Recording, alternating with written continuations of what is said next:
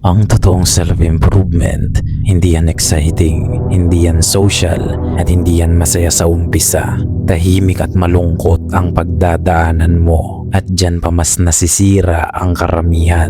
This video might hurt you dahil hindi ko rin inaasahan na ang lahat ay makakaintindi nito. Akala mo ba kapag nag-lock in ka sa mga goals mo o sa self-improvement journey mo, aayos na ang buhay mo agad? Maling pag-iisip yan, dahil ang totoo, mas lalo kang magiging mag-isa, at kung hindi ka handa dyan, babalik at babalik ka lang sa dati mong buhay gaya ng mga average na lalaki na hanggang ngayon nananatiling mediocre.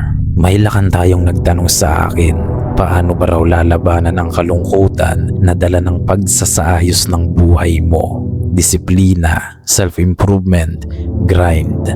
Aminin na natin lakan, malungkot ang proseso kapag sinusubukan mo nang i-build ang buhay mo. At yan din ang kalungkutan na nagpapabagsak sa karamihan, kaya hindi sila nakakausad. Kaya ngayon, ipapakita ko sa iyo kung ano talaga ang mararamdaman mo kapag nag-lock-in ka, at kung paano mo haharapin ang lungkot na yan upang hindi ka na bumalik sa kahinaan mo. Tanggapin mo ito lakan. Hindi ka magiging malakas nang hindi dumadaan sa pag-iisa at malungkot na proseso. Kaya kung gusto mo ng ganitong brutal na katotohanan, mag-subscribe ka na dahil hindi ito para sa mahihina. Real talk lakan, magiging mag-isa ka sa journey na ito. Hindi dahil sila ang nang-iwan, kundi dahil ikaw mismo ang lalayo. Growth creates distance and you outgrow people. Napapansin mo ba, hindi ka na makasabay sa trip nila, hindi ka na interesado. Alam mo kung bakit? Dahil hindi mo na sila ka-level, na-outgrow mo na sila sa bagay na yan. Oo, malungkot, ngunit mas mahalaga ang growth kaysa ma-stuck ka. Kaya habang umaangat ka, kumukunti rin ang mga kasama mo. At kung hindi mo matatanggap yan, bababa at bababa ka lang ulit sa level nila para lang may makasama ka. Alam mo ba kung bakit malungkot ang journey na ito? Dahil wala nang ingay. Silence exposes your reality. Kaya mo bang tumahimik o kailangan mo lagi ng noise para ma-entertain ka? Dahil kapag wala ka ng distraction, dyan palang lalabas lahat ng problema mo. At karamihan, hindi kayang harapin yan, kaya bumabalik at bumabalik sila sa dati nilang buhay. Didiretsahin na kita lakan, loneliness is part of the process. Hindi ito optional, because if you cannot handle being alone, you will never grow.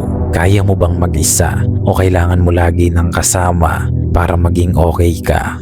Tandaan mo lakan, ang lungkot, hindi natin yan kaaway. Training ground yan. Yan ang huhulma sa'yo bilang lalaki. Yan ang magdidikta kung gaano ka katigas na lalaki, kung hanggang saan ang kaya mong tiisin. Dahil bukod sa lust, lungkot ang isa sa pinakamatinding kalaban ng mga kalalakihang gustong umunlad sa buhay.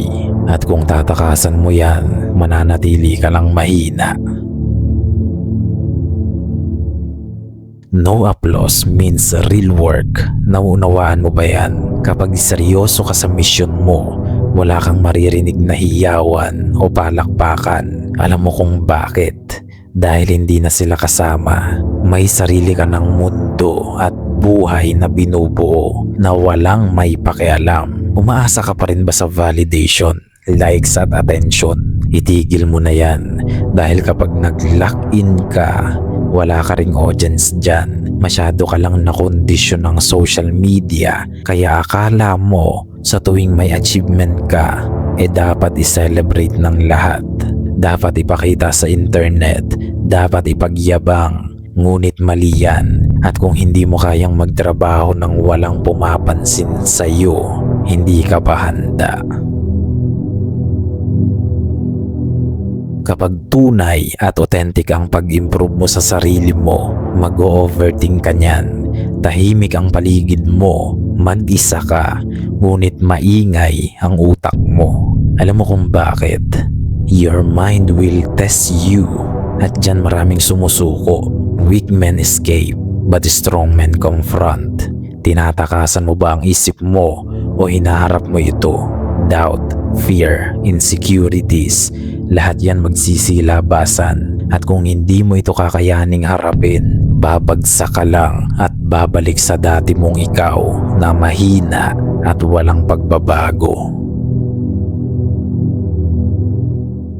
Makinig Galakan, kapag nasa totoong self-improvement ka, hindi dyan sasapat ang motivation lang because discipline needs systems. May proper at structured routine ka ba? Dahil kapag wala kang structure, malulunod ka lang sa lungkot. Pero kapag may sistema ka, may direction ka rin. At kapag may direction ka, hindi ka dyan mawawala. Kaya hintayin nyo lang matapos ang ginagawang discipline system nila Canleo nyo. Kung saan nakapaloob dito ang ebook na ako mismo ang sumulat, discipline tracker, habit tracker, workbook at iba pang tools na magagamit mo upang magkaroon ka ng proper system at structure sa journey mo. Dahil hindi sapat ang motivation lang, aminin na natin yan, dapat may sistema ka rin. Abangan mo yan Lakan. Drop your comment kung nais mong magkaroon nito. Ito lang ka nang iisipin mo sa tuwing lalamunin ka ng lungkot. No one is coming. Walang magliligtas sa'yo dyan. You either choose yourself or lose yourself. Pinipili mo ba ang sarili mo o ang comfort mo ang inuuna mo? Nasusundan mo ba yan? We make choices every day. Araw-araw mong pipiliin kung magiging mahina ka ba o magiging lalaki ka. Uunahin mo pa ba ang lungkot o uunahin mong maging productive hanggang sa wala ka ng panahon at enerhiya para maging malungkot? Makinig ka, ito na ang turning point mo dyan Lakan. Solitude now becomes your strength. Dahil kapag natutunan mo ng maging maayos kahit mag-isa ka lang, hindi ka na magiging desperado sa ingay ng mundo. Yung dating discomfort mo kapag tahimik o malungkot ang paligid mo, yan na ngayon ang nagbibigay sa'yo ng lakas. Hindi dahil naging komportable ka na rito, kundi dahil niyakap mo na ang realidad na noon ay pilit mong itinatanggi sa sarili mo. Kaya tatanungin kita, natatakot ka pa rin ba sa pag-iisa o ginagamit mo na ito ngayon upang magpalakas ulit? Slow growth builds real strength. Hindi mabilis kundi mabagal. Babagal ang progress mo, ngunit mas lalalim ito. At ayos lang yan dahil na-enjoy mo na ngayon ang proseso. Hindi ka na nagmamadali gaya noong una dahil nahihirapan ka. Tanggap mo na ngayon na mas nagbibigay kahulugan ang proseso kaysa resulta. Dahil ang resulta ay para lang sa satisfaction. Ngunit ang proseso, ito ang nagbibigay meaning sa paglalakbay natin. Ito ang pinaka-importanting lesson dyan. Paglipas ng panahon at kapag naka-adapt ka na at napagtagumpayan mong i-conquer ang malungkot na giyera sa iyong isipan, hindi ka na pareho ng dating ikaw. Pain changes you. At tandaan mo ito, the man who survives loneliness becomes dangerous. Alam mo kung bakit?